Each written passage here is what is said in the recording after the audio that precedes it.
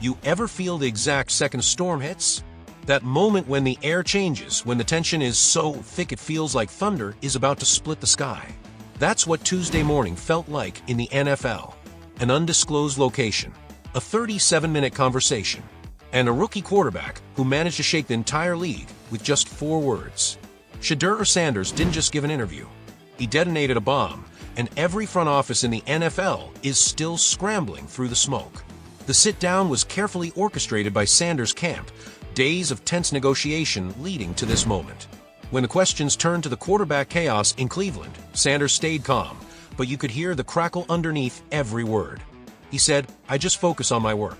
I can't control what people say, but I know what I bring to this team. My goal is to be the guy here or anywhere.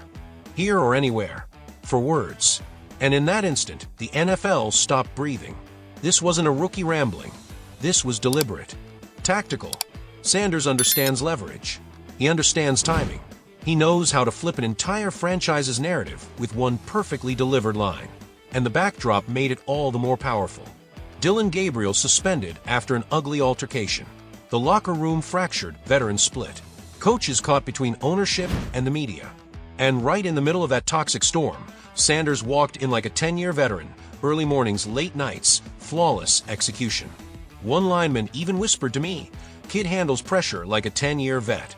But while teammates started to buy in, Kevin Stefanski never gave him the full public vote of confidence. His words stayed lukewarm, hedging.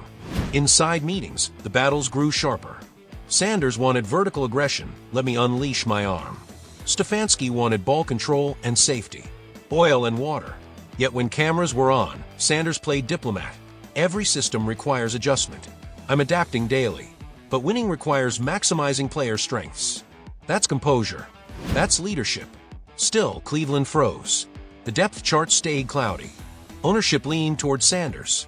The staff dragged their feet. And while the Browns hesitated, the rest of the league smelled blood in the water.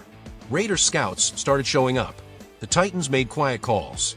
The Panthers, starving for a franchise QB, began contingency planning. These weren't casual glances. These were GMs preparing to strike. Because Sanders on a rookie deal with charisma, production, and upside, he's a goldmine compared to the overpriced, declining veterans floating around the league. His line, "Here or anywhere," ignited an early bidding war before a single regular season snap. And social media? It exploded. Within minutes, #Shedeur was trending everywhere. Browns fans split down the middle, half demanding commitment now, half insisting he wasn't ready. And it went beyond football. Younger fans drawn to his swagger, his digital presence. Old-school traditionalists clinging to patience. The quarterback debate became a culture war, all while Coach Prime's shadow loomed. Deion Sanders stayed quiet in public, but online he was loud. Retweets, nostalgia clips, Instagram stories. The message couldn't have been clearer. My son is ready, no matter the city. And everyone knows, dealing with Shedeur means dealing with the Prime Empire. That's leverage few organizations are equipped to handle. Meanwhile, Kevin Stefanski is stuck in an impossible position. His authority undercut by ownership. His quarterback suspended indefinitely. His philosophy publicly questioned. And now his rookie just threw down an ultimatum, not behind closed doors, but in front of the entire football world. Morale inside the building? Sources say it's unraveling. Owner Jimmy Haslam, though, has been all in since draft day. This isn't just about football for him. It's about brand power, merchandise, and market growth. Shedeur doesn't just move chains. He moves numbers. Engagement, viewership, merchandise, metrics veterans can't touch. But here's the dilemma. Force Sanders into the spotlight too fast, and you risk collapse. Delay commitment, and you risk losing him completely. There's no perfect path. So let's cut through the noise and look at performance. Preseason numbers? Flat out commanding. Nearly 70% completions. Touchdown to interception ratio elite.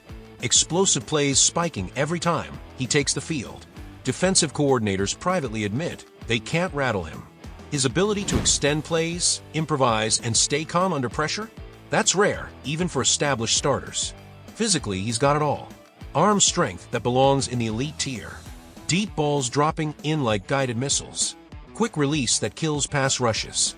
Mobility that forces defenses into impossible choices, contain him and risk blown coverage, or drop back and watch him gash you with his legs. And the part that makes scouts drool? His processing speed. He reads the field in real time, cycles through progressions like a machine, adjusts protections on the fly. This isn't rookie stuff. This is high-level quarterbacking. And mentally, that's where he separates himself. A lifetime in the spotlight hardens him. Criticism fuels him. Pressure elevates him. Where rookies usually fold, Sanders thrives. Late-night film sessions. World-class recovery protocols. Nutrition plans designed like Olympic regimens. Organizing voluntary workouts when the league says no. These are the habits of a pioneer, not a kid trying to survive. When asked about his father's shadow, he delivered the perfect line. "I'm not trying to be him. I'm creating my own path. But everything he taught me prepared me for this." That's balance. That's brilliance. It honored Coach Prime while declaring independence. Marketing experts called it genius. Fans felt it in their bones. Even when talking about teammates, he was sharp. Praising the O-line, shouting out receivers, acknowledging the defense. Every word lifting the people around him while quietly elevating himself. Veterans respect it. Younger players follow it. Coaches see emotional intelligence that outweighs the drama. So let's circle back to those 4 words, here or anywhere. This wasn't a slip. This wasn't a rookie's outburst. This was calculated. Sanders knows rookies usually have no leverage. But his mix of talent, charisma, and marketability changes everything. He's rewriting the script. He's forcing franchises to rethink how they treat quarterbacks, no matter the draft slot. And the NFL is paying attention. Agents are watching. Young quarterbacks are taking notes. Because Shedeur Sanders is proving that when your play matches your presence, you don't wait for respect, you demand it. And you get it, whether that's in Cleveland or anywhere. When that interview hit the airwaves, it wasn't just another soundbite, it was a seismic event that rattled the entire NFL. I'm telling you, I could feel it the moment I saw it. This wasn't some rookie quarterback answering questions with generic cliches. No, this was Shedeur Sanders taking control of his own narrative and flipping the league on its head. The sports world exploded. Media members went to war with each other on live television. Some called Sanders a professional beyond his years, a young man who carried himself like a CEO in shoulder pads. Others mocked him as entitled, too bold, too brash, too unwilling to wait his turn. Former players were split right down the middle. The old guard grumbled about respect, patience, and process. The newer generation applauded his courage, his fearlessness, and his refusal to bend to outdated traditions. But no matter where you stood, one thing became clear. Shedeur Sanders had forced a conversation the NFL wasn't ready to have. The debate wasn't about a depth chart anymore. It wasn't about X's and O's. It was about power, leverage, and the future of how quarterbacks and maybe all players would be developed moving forward. And in Cleveland, man, the options were grim. Stick with Dillon Gabriel, knowing that his suspension scandal was still hanging over the franchise like a thundercloud? Gamble on a pricey veteran who would eat up financial flexibility and stunt the future? Or bite the bullet and commit fully to Sanders, even though the coaching staff still clung to their reluctance like a life raft? Every option was risky. But doing nothing, paralysis, that was the deadliest option of all.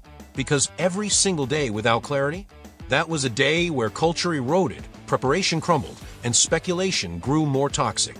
Shedeur Sanders didn't just give an interview that day. He drew a line in the sand. He looked the franchise dead in the eye and said, "Decide now or risk losing control forever." And the ripple effect? Oh, it was immediate. Jersey sales didn't just climb, they erupted, shooting through the roof like it was January playoff football instead of preseason. Social media engagement? Sky high. We're talking playoff-level numbers in the middle of August. Television ratings for the Browns' preseason games? They didn't just improve, they shattered historical averages. Ownership pays attention to numbers like that. Believe me, they care. Because Sanders isn't just a quarterback. He's a brand. He's a cultural catalyst. He's a lightning rod that transforms dysfunction into must-watch television. He elevates the Browns from a struggling, stumbling franchise into a show that no one wants to miss. His value isn't just about wins and losses. It's about business, culture, and dominance in the marketplace. But here's the nightmare scenario for Cleveland. What happens if they blow it? Let's talk destinations. Las Vegas is circling like a hawk. Aggressive ownership, an offensive-minded coaching staff, and a franchise desperate to find a new identity after Derek Carr. Tennessee offers a steady hand, a patient developmental track inside a rock-solid infrastructure. Carolina? They'll give him the keys tomorrow, making him the face of a hungry rebuild. Every one of these teams has advantages, and insiders say every one of them is prepared to move aggressively if Sanders shakes loose. And that's where the brilliance of Sanders' timing shines. He didn't just blurt out frustration. No, this was a chess move. 2 weeks before the season opener. Urgent enough to demand action, but not too late for maneuvering. He played it perfectly. And when you watched him during that interview, the nonverbal cues told you everything. Eye contact, steady, unflinching. Posture relaxed, unbothered. The occasional smile not nervous, but confident, like he was enjoying the moment. This wasn't a rookie stumbling into controversy. This was a man in total control, orchestrating his future in real time. And here's the truth that insiders whisper behind closed doors. Shedeur Sanders already won. Think about it. If the Browns commit to him, he's got leverage that no fifth-round pick in NFL history has ever had. If they trade him, he escapes dysfunction and lands in a greener pasture. If they release him, teams will trip over themselves to sign him. Every single path is a victory. His entire negotiation was a masterstroke, something you'd expect from a seasoned agent, not a rookie quarterback. And inside the locker room, oh, the ripple effects were massive. The offensive players, they're behind him, no question. They've seen his preparation, his arm strength, his leadership. They know he can run this team. Defensive veterans, they stay neutral in public, but I've heard it, they're fed up with the offensive dysfunction and quietly rooting for clarity. Special teams, they just want resolution because quarterback chaos throws everything into disarray. But what makes this story bigger than Cleveland is what Shedeur Sanders represents. He's not just another rookie. He's the prototype of a new generation, brand conscious, digitally native, and completely unafraid to challenge the league's hierarchy. For decades, rookies were told, be quiet, be patient, wait your turn. Sanders looked at that rulebook and set it on fire. And that terrifies some executives.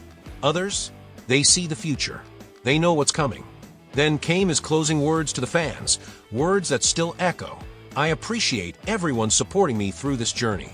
Your energy fuels my preparation. Whatever happens, I'm committed to winning championships.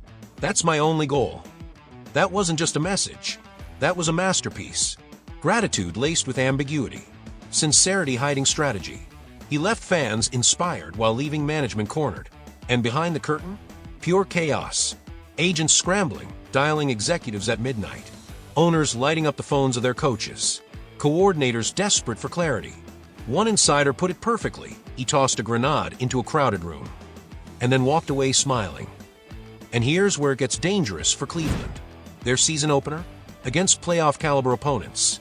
You cannot walk into that battle clouded by quarterback uncertainty. No rhythm. No tailored schemes.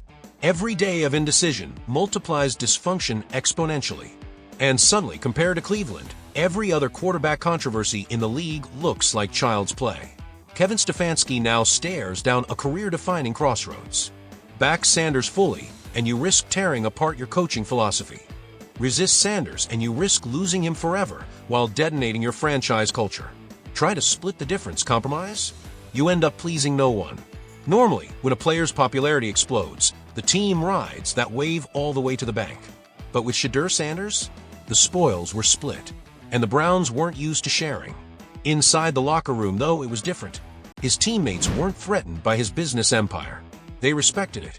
Some even asked him for advice. How do you negotiate for media rights? How do you build a brand that lasts after football? And Sanders didn't keep those answers locked away. He shared them openly. He explained how his father drilled into him the mindset of a CEO while still demanding the work ethic of an athlete. And this wasn't just theory. This was real money. His YouTube, Instagram, TikTok already monetized before he ever touched an NFL field. The moment he stepped into the spotlight, his numbers tripled. Every viral highlight on his channels, money straight into his pocket. Every jersey with his name on it, a percentage directly to him. No league middleman, no team cut, just Sanders. Tech companies lined up. Fashion collabs rolled in. A streaming service even pitched a documentary. Meanwhile, the NFL's marketing department, they were sweating bullets. The league has spent decades perfecting a one-size-fits-all branding model. And here comes Shedeur Sanders, a rookie, blowing past it and proving he doesn't need it. Maybe even outperforming it. It didn't take long before whispers started at the owners' meetings. Executives quietly voiced concerns about these contract irregularities, but everyone in the room knew who they were talking about. Sanders. The NFL thrives on uniformity. Sanders was the outlier. And then came the merchandise bombshell. A leaked report showed Sanders' jersey outsold multiple Pro Bowlers in his first month. That was impressive enough. But buried in the numbers was the real shocker. Thanks to his prime equity clause, Sanders had already earned more from jersey sales than his rookie salary. Let me repeat that. In weeks, he made more money from merch than the NFL was paying him to play football. It was unheard of. It was unthinkable. And it terrified the establishment. Suddenly, rival GMs were drawing lines in the sand. Some saw opportunity, lure free agents with similar clauses. Others wanted blood, banned these clauses outright under the guise of competitive balance. But Sanders' camp wasn't scared. They knew that once the door was open, closing it would make the league look anti-player, a PR disaster they couldn't afford. And fans? They loved it. The media painted him as a trailblazer. Agents called it the Sanders Clause.